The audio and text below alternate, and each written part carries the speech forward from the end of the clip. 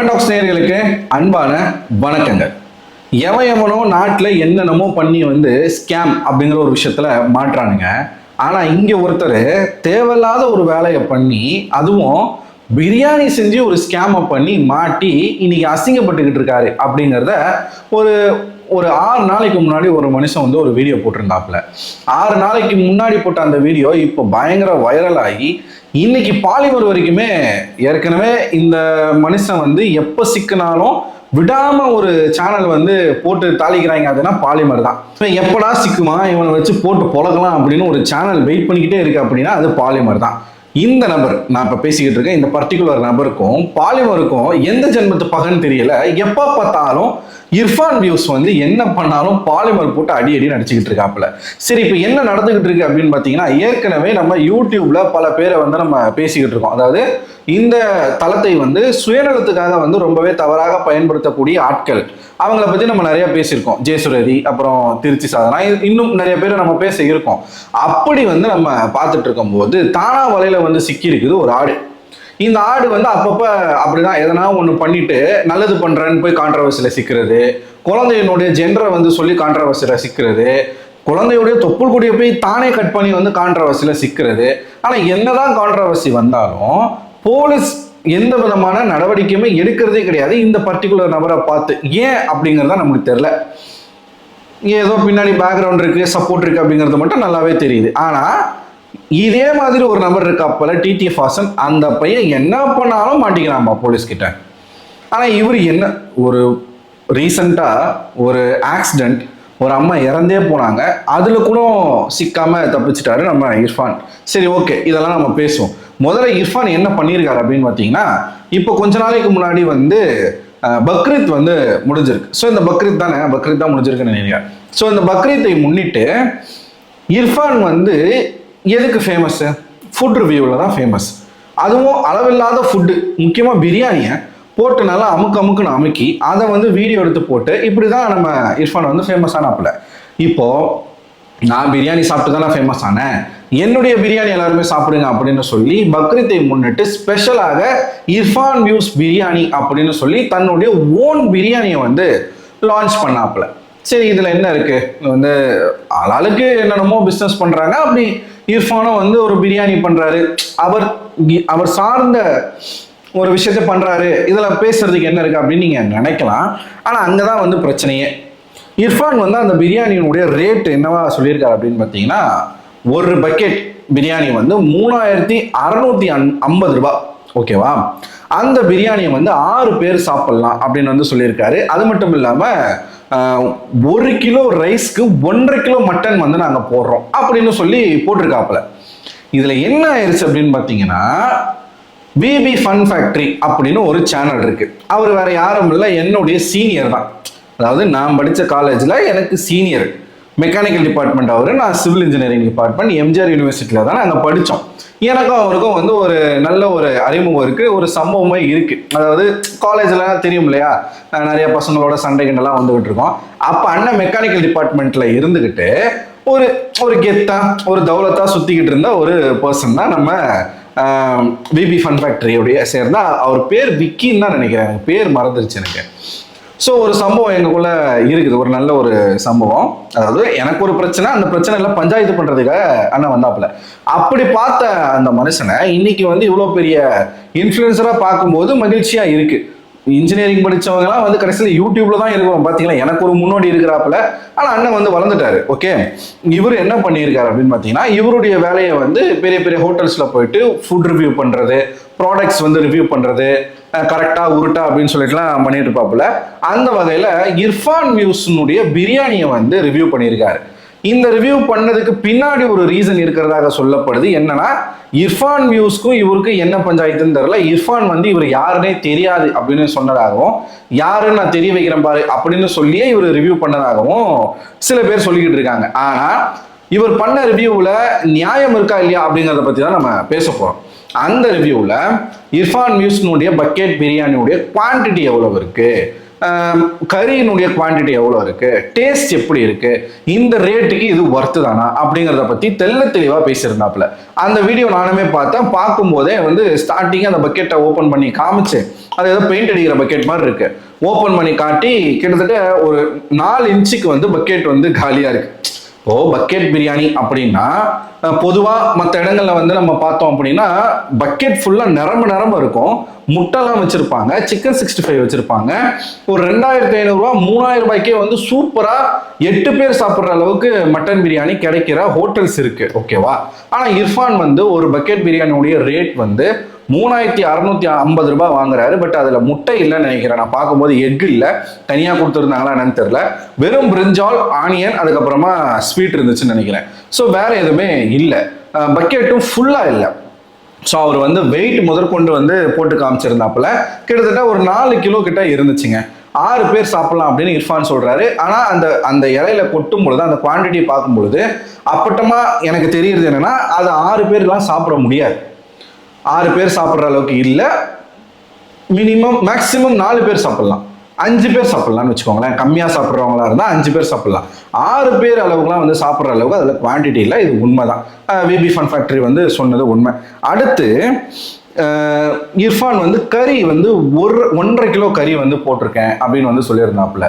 அதை பீஸ் வந்து தனித்தனியாக எடுத்தும் அவர் வந்து எடை போட்டு காமிச்சாரு. கிட்டத்தட்ட 750 கிராம் வந்து இருந்திருக்கு. 1.5 கிலோ இல்லை. ரைஸும் வந்து ஆவரேஜ் தான். அந்த அளவுக்கு இவ்வளவு ரேட் கொடுத்து வாங்குற அளவுக்கு ஒர்த் இல்லை அப்படிங்கிறது ஒரு விபி ஃபன் ஃபேக்டரியினுடைய ஒரு ரிவ்யூவா இருந்துச்சு. இப்போ இது என்ன ஆயிருக்கு அப்படின்னு பார்த்தீங்கன்னா, இந்த வீடியோ வந்து வைரல் ஆகி பல பேர் வந்து இதை பத்தி பேச ஆரம்பிச்சு பாலிமர்ல போட்டு நாரா கிழிச்சிட்டானுங்க. இர்ஃபான் என்னைக்கு சிக்குமா அவனை போட்டு பொழக்கணும்னு சொல்லிட்டு பாலிமர் என்னைக்குமே வெயிட் பண்ணிட்டு இருக்கிறது வழக்கமான ஒரு விஷயம் தான். இதுக்கு முன்னாடி இர்ஃபான் சிக்கின எல்லா பிரச்சனையும் வெளியில கொண்டு வந்து ஒரு செய்தியா மாத்தினது பாலிமருக்கு அதுல ஒரு பெரும் பங்கு இருக்கு. பாலிமர் வந்து இர்ஃபானையும் விட மாட்டாங்க, டிடிஏ பாஸ்னையும் விட மாட்டாங்க. முக்கியமா இந்த இன்ஃப்ளூயன்சர்ஸ்க்கும் யூடியூபர்ஸ்க்கும் ஒரு மிகப்பெரிய வில்லன் யாருன்னா பாலிமர் நியூஸ் தான். அவன் என்ன பண்ணியிருக்கான் அப்படின்னு பார்த்தீங்கன்னா, இந்த வீடியோலாம் எடுத்து போட்டு பயங்கரமா இர்ஃபானை போட்டு ஃபன் பண்ணிட்டாங்க. அதாவது ஆரம்பத்துல இருந்து நீங்க எடுத்து பார்த்தீங்கன்னா, ஒரு இதே மாதிரி ஒரு விஷயத்துக்கு வந்து மசூதி வாசல்ல இருக்கக்கூடிய ஆதரவற்றவர்களுக்கு புடவை ஸ்நாக்ஸ்லாம் கொடுக்குற மாதிரி இர்ஃபான் போய் அவர் மனைவியோட போய் வீடியோ எடுத்து அங்கே வந்த மக்கள்கிட்ட இவர் அநாகரிகமாக நடந்துக்கிட்டு அதையும் வீடியோ எடுத்து போட்டு அது பயங்கர ஒரு கான்ட்ரவர்சியாக மாறிச்சு. அப்புறம் அதுக்கு ஒரு விளக்கமும் கொடுத்தாப்புல. அதுக்கப்புறமா துபாயில் போயிட்டு ஜெண்டர் ரிவ்யூ வீடியோ பண்ணுறேன்னு சொல்லி தன்னுடைய குழந்தை வயிற்றுல இருக்கும்போதே இந்தியாவில் வந்து ஜெண்டரை ரிவீல் பண்ணுறதுக்கு வந்து தடை விதிக்கப்பட்டிருக்கு. இவர் துபாயில் போயிட்டு டெஸ்ட் எடுத்து பார்த்துட்டு இங்கே வந்து அதை ரிவீல் பண்ணாப்புல. அதுக்கும் அவர் மீது எந்த விதமான நடவடிக்கையும் எடுக்கப்படலை. அதுக்கப்புறமா குழந்தை பிறந்த பிறகு அந்த குழந்தையினுடைய தொப்புள் கொடியை அவரே கட் பண்ணாரு ஹாஸ்பிட்டல்ல. இப்படி பல விஷயங்கள் வந்து இர்ஃபான் வந்து சிக்கிறது வழக்கம். அது மட்டும் இல்லாம இவர் போய் ரிவ்யூ பண்ணக்கூடிய ஹோட்டல்ஸ்ல இவர் பேசிட்டு வந்துடுறாரு. அதுக்கப்புறம் பார்த்தா அங்க வந்து பல்லி செத்து கிடக்கு, எலி செத்து கிடக்கு, கரப்பாம்பூச்சி கிடக்கு, கிச்சன் கிளீனா இல்ல, அங்க வந்து கெட்டு போன சிக்கனை போடுறாங்க, ஃபுட் பாய்சன் ஆயிடுச்சு அப்படின்னு ஏகப்பட்ட கம்ப்ளைண்ட்ஸ் வந்து இவர் போய் ரிவ்யூ பண்ணி நல்லா இருக்கு அப்படின்னு சொன்ன ஹோட்டல்ஸ் மீது வைக்கப்பட்டு அதுவுமே பயங்கரமான கேஸா மாறிச்சு. இப்போ இந்த பிரியாணி வந்து நிக்குது. சரி, முதல்ல இந்த பிரியாணியை மேட்டர் பார்ப்போமே. அதாவது அவர் போட்டிருக்கிறது 6 பர்சன்ஸ் சாப்பிடலாம். 1.5 கிலோ வந்து பிரீமியமான மட்டன். எனக்கு இது புரியவே இல்லை. எதுக்குடா இவ்வளோ ரேட்டு அப்படின்னு கேட்டா அதுக்கு ஒரு விளக்கம் கொடுக்குறாங்க இர்ஃபானுடைய ரசிகர்கள். எல்லாமே வந்து பிரீமியமான இன்கிரீடியண்ட்டை யூஸ் பண்ணியிருக்காரு. எல்லாத்துலேயுமே அந்த வார்த்தையை நீங்க பாருங்களேன். பிரீமியமான மட்டன், 1 kg பாஸ்மதி ரைஸ், அதுவும் இந்தியா கேட்ல தான் அவர் வந்து சேராராமா. அது அவரே சொல்றாரு. இந்தியா கேட் ரைஸ்னா இன்னும் ஒண்ணுமே அப்படி பெருசாலாம் அந்த ரைஸ்ல இல்லையே. ரொம்ப ஹைப் பண்ணி சொல்ல வேண்டிய அவசியம் என்ன இருக்கு அப்படிங்கிறது தெரியல. பிரீமியம் இன்கிரீடியண்ட்டை வந்து நாங்கள் பயன்படுத்தியிருக்கோம். ஏங்க என்ன இதுதான் இங்கதான் வந்து இர்ஃபான் வந்து மாற்றாப்புல. பிரியாணினா ஆஸ் யூஷுவல் எல்லாருமே போடுற வெங்காயம், தக்காளி, ஸ்பைசஸ் வந்து நீங்க எடுத்துக்கிட்டீங்கன்னா கூட ஏலக்காய், கிராம்பு, இந்த பட்டை, லவங்கம், இஞ்சி பூண்டு பேஸ்ட்டு, பச்சை மிளகாய், இப்படி எல்லாருமே யூஸ் பண்ற அந்த சேம் இன்கிரீடியன்ட் தான். பிரீமியமான இன்கிரீடியன்ட் அப்படின்னா நீ இது என்ன எகிப்துல இருந்து விளைய வச்ச வெங்காயமா, இல்லை எங்கேயோ மாஸ்கோல இருந்து வர வைக்கப்பட்ட தக்காளியை பயன்படுத்துறீங்களா, இல்லை என்ன எங்கேயாச்சும் வந்து ஜூபிட்டர், சாட்டன், இல்லை மார்ஸ் அங்கே ஏதாச்சும் விளைய வச்ச ஏலக்காய், கிராம்பு இதெல்லாமே பயன்படுத்துறீங்களா? இதுல என்ன பிரீமியமா நீங்க பயன்படுத்துறதுக்கு என்ன இருக்கு? பிரீமியமான மட்டன் நான் யூஸ் பண்ணேன்றாரு. என்ன பிரீமியமான மட்டனை நீங்க யூஸ் பண்ணீங்க? எல்லாம் ஒரே ஆடு தான், எங்கேயோ ஒரு இடத்துல தான் வாங்கியிருக்கிறீங்க. இந்த பிரீமியமான மட்டன்னா அந்த ஆட்டுக்கு என்ன ஊட்டச்சத்து, இந்த பாதாம் முந்திரி எல்லாம் கொடுத்து வளர்த்து அப்படி ஊட்டச்சத்தோட வளர்க்கப்பட்ட ஆட்டை அறுத்து நீங்க பிரியாணி போட்டிருக்கீங்களா? எதுக்காக இந்த வார்த்தை? இதுக்கு தான் ரேட் அதிகம். லிமிட்டட் ஆஃபர், அதாவது 2 மணி நேரத்தில் தான், 2 மணி நேரம் தான் டைம். நீங்கள் 2 மணி நேரத்தில் புக் பண்ணிக்கணும் அப்படிங்கிறது வந்து சொல்லிட்டாப்புல. காலையில் 11:30 மணிலேருந்து 1:30 மணி வரைக்கும் தான் புக்கிங்கு. அப்புறம் நீங்கள் இதை நீங்கள் வந்து கொஞ்சம் நீங்கள் எடுத்து பார்த்தீங்க அப்படின்னா, இர்ஃபானை போட்டு எல்லாருமே வந்து இர்ஃபான் வந்து ஸ்கேம் பண்ணிட்டாரு அப்படின்னு எல்லாருமே சொல்கிறதுக்கான ரீசன் என்ன அப்படின்னா, அவர் வந்து இதை மார்க்கெட்டிங் பண்ண விதம். இப்போ இர்ஃபான் வந்து ஒரு யூடியூபர், ஒரு இன்ஃப்ளூயன்சர். இந்த இன்ஃப்ளூயன்சர் கிட்ட இருந்து ஒரு ப்ராடக்ட் வரும்போது அது ப்ரீமியமாக தான் இருக்கும். அதுக்கு தான் அந்த ரேட்டு. இந்த ப்ரீமியமான மட்டன், ப்ரீமியமான ஸ்பைசஸ், இன்க்ரீடியன்ட் நாங்கள் பயன்படுத்தியிருக்கோம், அதுக்காக அந்த ரேட்டு கிடையாது. இர்ஃபான் கையால் சமைச்ச பிரியாணியை நம்ம சாப்பிட்றதுக்கு வந்து இவ்வளோ காசு கொடுத்து நம்ம வாங்கணும். இதை வாங்குறதுக்கு ஒரு முட்டாள் கூட்டம் இருக்கிறதுனால தான் இர்ஃபான் போன்ற ஆட்கள் தன்னுடைய பப்ளிசிட்டியை பயன்படுத்தி மக்களை வந்து ஸ்கேம் பண்ணுறாங்க. இதையே தான் திருச்சி சாதனாவும் பண்ணுறாங்க, இதையே தான் ஜெயசுரதியும் பண்ணுறாங்க. இது ஏன் நம்ம ஸ்கேம் சொல்றோம் அப்படின்னா, திருச்சி சாதனா என்ன பண்றாங்க, தான் ஒரு இன்ஃப்ளூயன்சர், தான் ஒரு செலிபிரிட்டி அப்படிங்கிற ஒரு போர்வையில என்ன நீங்க அறகுறையா பார்க்கணும் அப்படின்னா, இதுக்கு இவ்வளவு அமௌண்ட்டை கட்டுங்க அப்படின்னு சொல்றாங்க. ஒரு இன்ஃப்ளூயன்சர், ஆகா ஒரு செலிபிரிட்டி, அவங்கள நம்ம அறகுறையமா பார்க்க போறோம் அப்படிங்கிற ஒரு போதையில, ஒரு மயக்கத்துல இவனுங்களும் அவங்க கேட்கிற காசை கட்டி போய் பார்க்கறானுங்க. இந்த ஜெயசுரதி தன்னுடைய குடும்ப விஷயத்த வந்து மக்கள் கிட்ட சொல்லி சொல்லி சொல்லி இந்த யூடியூப் வந்து மக்களோட ரொம்பவே கனெக்ட் ஆகிற ஒரு விஷயமா இருக்கு. சொல்லி சொல்லி சொல்லி இந்த ஃபேமிலியோட இவங்களை வந்து விர்ச்சுவலா இணைச்சி விட்டு, அந்த குடும்பமும் இந்த குடும்பமும் ஒண்ணுதான், இந்த குடும்பத்தில் நடக்கிற பிரச்சனை எல்லாமே நம்ம குடும்பத்திலையும் நடக்கிற ஒரு பிரச்சனையாக நினைச்சுக்கிட்டு அதை பார்த்து அதுக்கு ஆதரவு கொடுக்கக்கூடிய மக்களாக வளர்த்து வச்சிருக்காங்க. இப்படி சோசியல் மீடியால, இன்ஸ்டாகிராம்ல, யூடியூப்ல பல பேர் இருக்காங்க. இப்போ இர்ஃபான் சேல் பண்ண இந்த 3650 ரூபாய் பிரியாணி வந்து 6 பேர் சாப்பிடலாம்னு சொல்லியிருக்காருல, நீங்க அதை டிவைட் பண்ணீங்கன்னா ஒருத்தருக்கு வந்து 608 ரூபாய். ஒருத்தருக்கு மட்டன் பிரியாணி 608 ரூபாய் இர்ஃபான் வச்சு வித்த விலை. இதுக்கு நீங்க SS பிரியாணி இருக்கு இல்லையா, எனக்கு தெரிஞ்சு மட்டன் வந்து மேக்சிமம் 350 ரூபாய். இப்போ ரேட் ஏறிச்சு, 350ல இருந்து 370, நீங்க 400 ரூபான்னு கூட வச்சுக்கோங்களேன். ஒரு பிரியாணி நீங்க வாங்கினீங்கன்னா தாராளமா 2 பேர் சாப்பிடலாம். அந்த அளவுக்கு தான் அதுல வந்து குவான்டிட்டி கொடுப்பாங்க. ஸோ இதுல வந்து கிட்டத்தட்ட நீங்க 200 ரூபாய் லாபம் வச்சு நீங்க வித்துருக்கீங்க உங்களுடைய சப்ஸ்கிரைபர்ஸ்க்கு. இது வந்து ஏன் அப்படின்னு தெரியல. பக்கெட்டும் ஃபுல்லா இல்லை, பெருசா அதுல முட்டை இன்கிரீடியன்ட்லாம் இருந்த மாதிரியும் தெரியல. இதுதான் எல்லாரும் வந்து ஸ்கேம் அப்படின்னு சொல்றாங்க. தன்னுடைய ஒரு வெளிச்சத்தை பயன்படுத்தி மக்கள் கிட்ட ஏமாத்தி காசு போடுங்க. நான் என்ன கேட்குறேன், இர்ஃபான் வந்து இப்போ நாங்களாம் வந்து ஒரு குட்டி குட்டி யூடியூபர்ஸ், நாங்கள் இந்த மாதிரி எதனா ஒரு பண்ணுறோம் அப்படின்னா கூட அது தப்பு தான். நீங்கள் ஆல்ரெடி யூடியூப்ல ஒரு பெரிய ஆள், உங்களுக்கு ஏகப்பட்ட பணம் இருக்கு. பணம் இல்லாமல் இர்ஃபான் ஒன்றும் ஏழை மகன், ஏழை தாயின் மகன் கிடையாது. ஸோ உங்களுக்கு வீடு வாசல் வசதி மனைவி குழந்தைகள்னு பயங்கர வெல் செட்டில்டான ஒரு ஃபேமிலி, 4 தலைமுறைக்கு நீங்க உட்காந்து சாப்பிட்ற அளவுக்கு உங்களுக்கு வந்து நீங்க சொத்து சேர்த்து வச்சிருக்கீங்க. நீங்க உழைச்சி தான் பண்ணியிருக்கீங்க, யாரும் இல்லைன்னு சொல்லலை. உழைக்காம இங்க யாருமே வந்து முன்னுக்கு வர முடியாது. இர்ஃபானுடைய உழைப்புல எந்த விதமான சந்தேகமும் கிடையாது. அப்படி இருக்கும்போது நமக்கு இந்த வேலை தேவையா?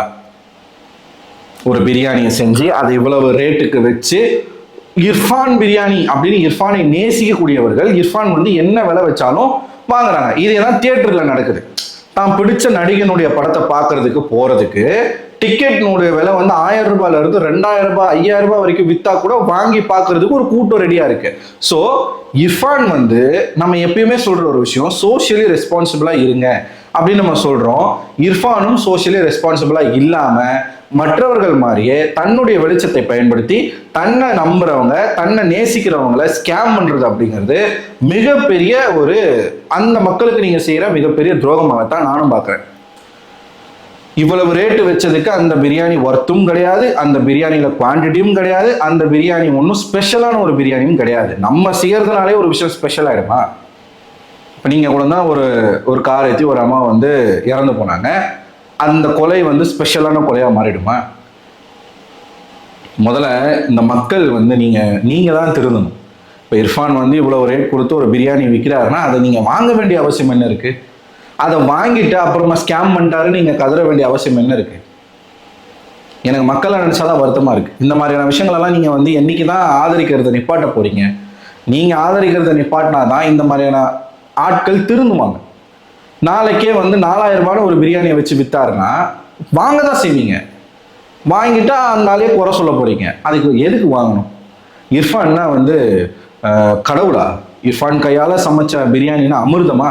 சாப்பிட்டா வந்து எப்படி சொல்றது, இம்மார்ட்டலாக மாறிடுவீங்களா? சாகாவரம் கிடைச்சிருமா? அது அவ்வளோ காசு கொடுத்து நீங்கள் வாங்கணுமா? பக்கத்தில் ஹோட்டலில் போனால், நான் சொன்ன மாதிரி எஸ்எஸ்ல போனால் 350 ரூபாய்க்கு 2 பேர் சாப்பிட்ற அளவுக்கு ஒரு பிரியாணி கிடைக்கும். 6 பேருக்கு வந்து எவ்வளோ ஆச்சு பாருங்க, 2000 ரூபாயில் முடிஞ்சு போச்சு. அதை விட்டுட்டு செலிபிரிட்டி அவர் விற்கிற பிரியாணியை வாங்கி நான் சாப்பிட்றேன்னு சொல்லிட்டு அப்புறம் குத்துதே குடையுதே என்ன. ஆனால் இது விபி ஃபன் ஃபேக்ட்ரி வந்து இப்போ யாருன்னு இர்ஃபானுக்கு தெரிஞ்சிருக்கும்னு நினைக்கிறேன். பொறுத்திருந்து பார்ப்போம். நீங்கள் என்ன நினைக்கிறீங்க இந்த ஸ்கேமை பற்றி? உங்களோட கருத்து என்ன அப்படிங்கிறத மறக்காம கமெண்ட் பாக்ஸில் கமெண்ட் பண்ணுங்க. அடுத்த ஒரு வீடியோவில் உங்களை சந்திக்கிறேன். அதுவரை உங்களிடம் விடைபெறுவது நான் அரவிந்தன்.